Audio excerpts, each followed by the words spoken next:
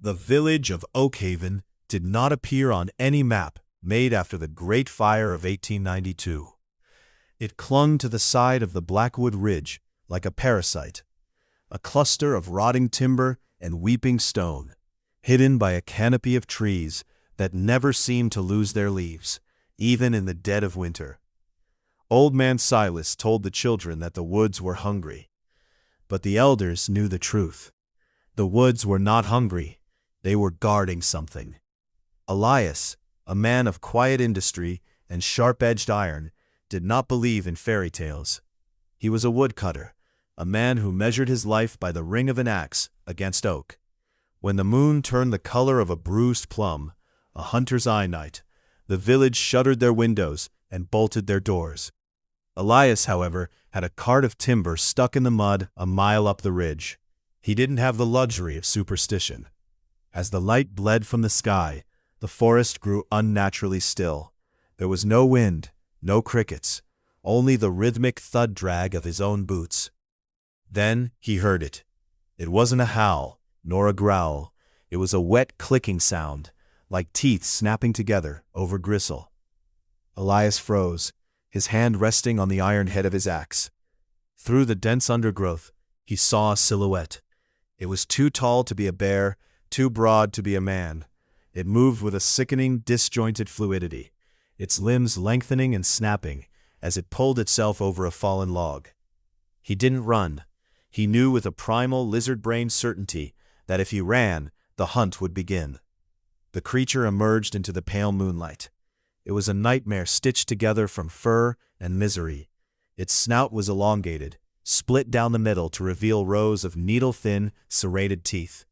Where its eyes should have been, there were only pools of thick, viscous black tar that seemed to drip down its muzzle. It didn't attack. The sound was human. It was the sound of a man trying to remember his own name. The creature tilted its massive, matted head, and Elias recognized the heavy brass ring hanging from its left ear. The same ring his brother, Thomas, had worn before he vanished 3 winters ago. "Thomas?" Elias whispered, his voice trembling like a dry leaf.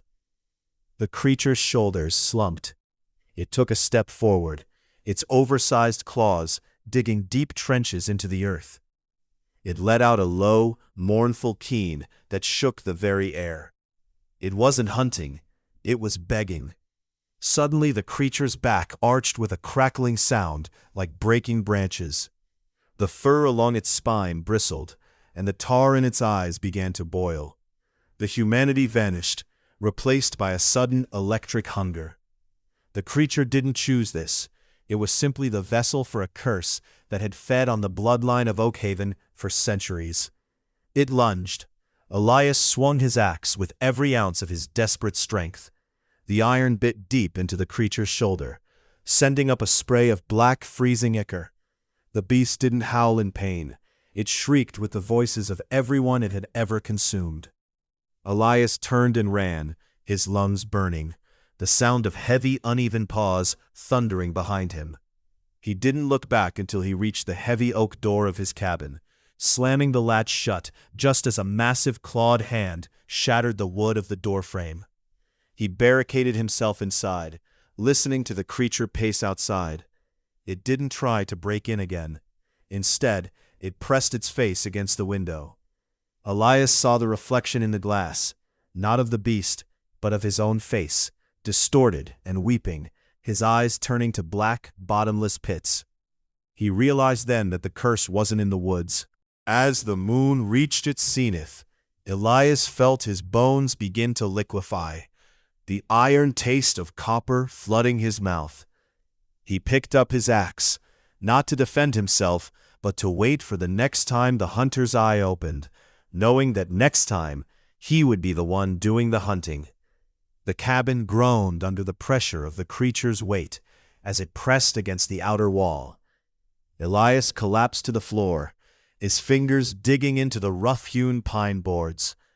The heat in his marrow was unbearable now, a searing, tectonic shift that felt like his skeleton was being forged in a blast furnace. Outside, The thud-drag rhythm had stopped.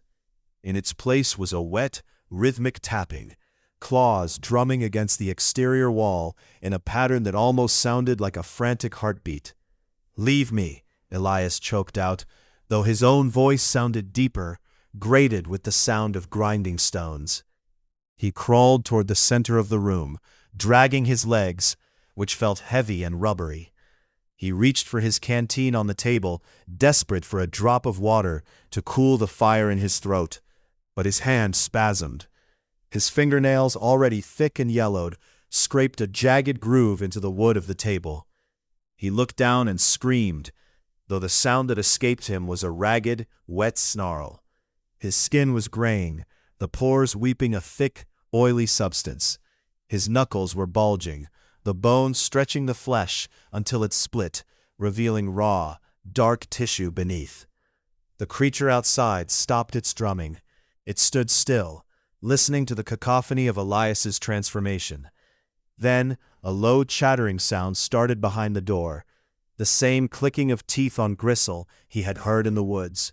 It was calling to him, answering the changes within his blood. Elias lunged for his axe, hoping to end it before his mind dissolved into the feral hunger he could feel pooling at the base of his skull. He grabbed the handle, but his grip was wrong. His palm had elongated, his fingers curving into hooked, leather-bound talons. He couldn't hold the tool. He could only embed his claws into the wood, splintering the handle into kindling. Crack! The front door didn't break. It simply buckled inward as the creature outside pushed against the frame. A single massive limb snaked through the gap, a mess of matted fur, exposed bone, and raw, pulsing muscle. It wasn't trying to kill him. It was reaching for him. Elias tried to back away, his spine bending into an impossible arc. His shirt shredded as his shoulder blades tore outward, rearranging themselves. He felt his jaw unhinge, the bones snapping and sliding to accommodate a snout that was already pressing outward from beneath his skin. The creature's hand opened on the floorboards, revealing a palm calloused and scarred in the exact shape of a woodcutter's grip. It was a gesture of welcome. It was an invitation to the hunt. The room grew dark as the clouds outside swallowed the moon. But in the gloom, Elias saw his own reflection in the back of a silver ladle hanging by the hearth. His eyes were gone. In their place were the same twin pools of black, viscous tar that he had seen in the forest. He looked at the creature's hand, then at the shattered remains of his own life. The axe, the unfinished work, the quiet, lonely cabin. He let out a final human sob that morphed into a long, guttural howl, echoing out into the Blackwood Ridge.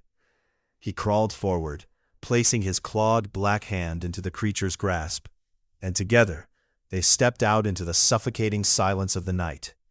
The threshold of the cabin was no longer wood and stone, but a boundary between the man Elias had been and the predator he was becoming.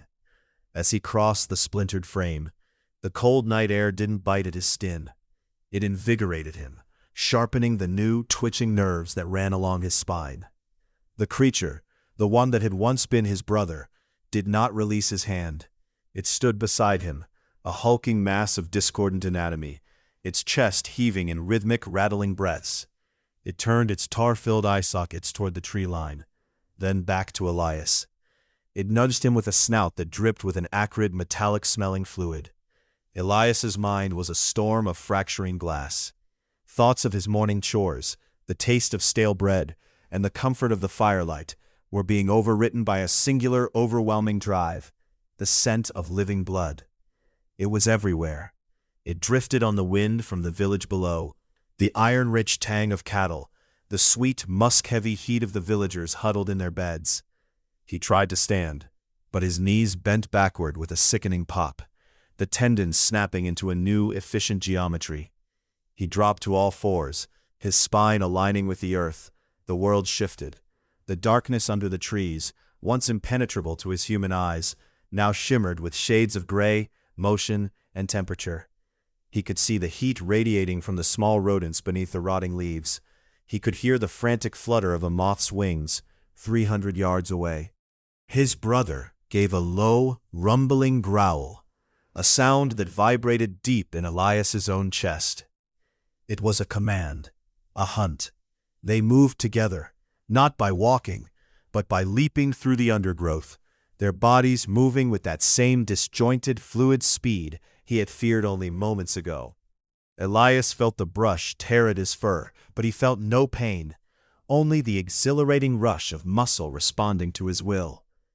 As they neared the edge of the clearing that bordered the village's main path, they stopped. The scent was stronger here, a thick, intoxicating cloud of humanity. Elias felt his jaw ache as his teeth ground together, the serrated edges locking into place. He wanted to howl, to announce his presence, but the creature beside him clamped a massive furred hand over his muzzle, muffling the sound into a wet, chattering rasp. A flicker of light appeared down the path. A lantern.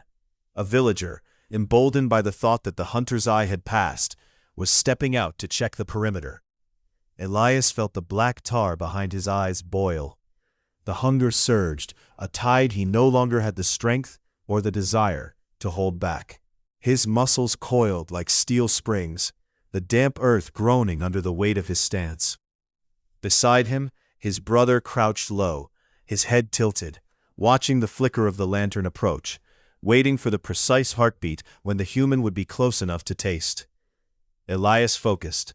The villager's footsteps were thunder in his ears.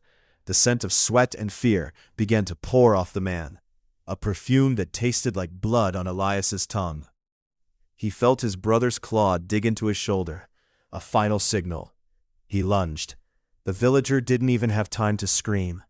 The lantern fell, the wick sputtering as it hit the mud, casting long, frantic shadows that danced for a fraction of a second against the trees. Elias hit the man with the force of a falling timber, the impact muffled by the thick, matted fur covering his chest. He felt the sickening give of human ribs beneath his claws, a sensation that was suddenly, terrifyingly familiar. As the man's life force began to ebb, the singular, maddening hunger in Elias's mind reached a crescendo, but then it shattered. For a heartbeat, the darkness in his mind cleared. The tar behind his eyes momentarily receded, and he saw the villager's face clearly in the dying glow of the lantern. It was Silas. Old man Silas, who had told the stories of the hungry woods. Silas looked up, his eyes wide and fading, and he didn't see a monster. He saw Elias. A recognition, sad and ancient, passed between them. "I know," Silas whispered, his blood bubbling red against the cold earth. "The debt must be paid." Elias recoiled, a high, keening sound ripping from his throat. Not a roar, but a lament. He stood over the body, his claws stained with the life he had just extinguished, while his brother watched from the shadows, unmoved, waiting for the rest of the pack to follow. But the silence that followed was not the silence of the woods, it was the silence of the village itself. Elias turned, his senses widening to an agonizing degree.